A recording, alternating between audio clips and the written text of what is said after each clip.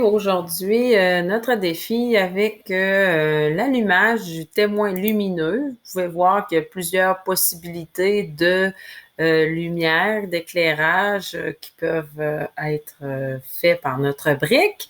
Et on va aussi apprendre à tourner à notre robot.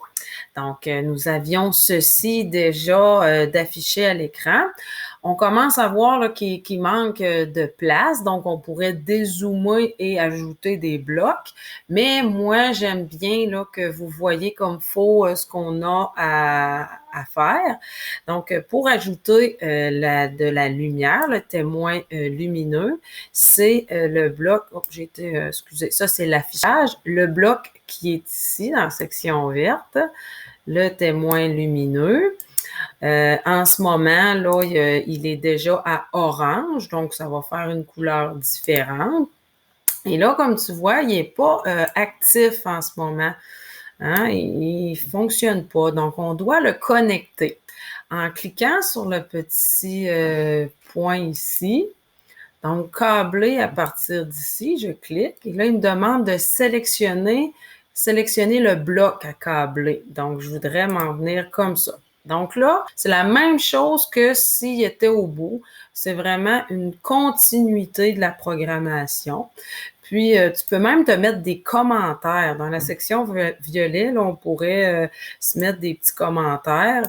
On pourrait s'inscrire, exemple, qu'on est rendu, double-cliquer, on est rendu au défi numéro 4 ici, OK? Ou je pourrais simplement dire qu'ici, il va y avoir de la lumière, puis qu'on va reculer. OK?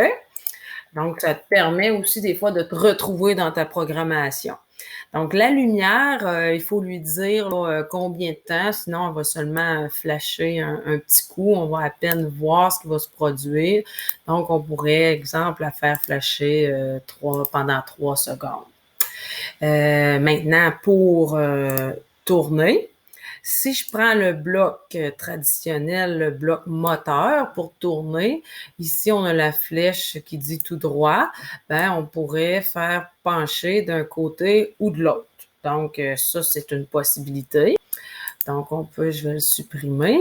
Je vais simplement vous montrer l'autre bloc moteur qui, lui, vous donne accès à la vitesse de chacun des moteurs.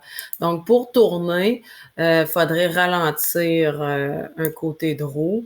Et là, ça va vous permettre de tourner. Donc, tu peux faire des tests.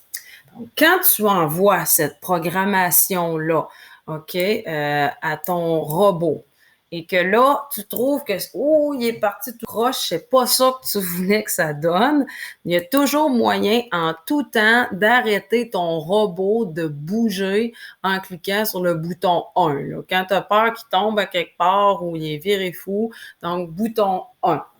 Donc, c'était tout pour ce défi-ci.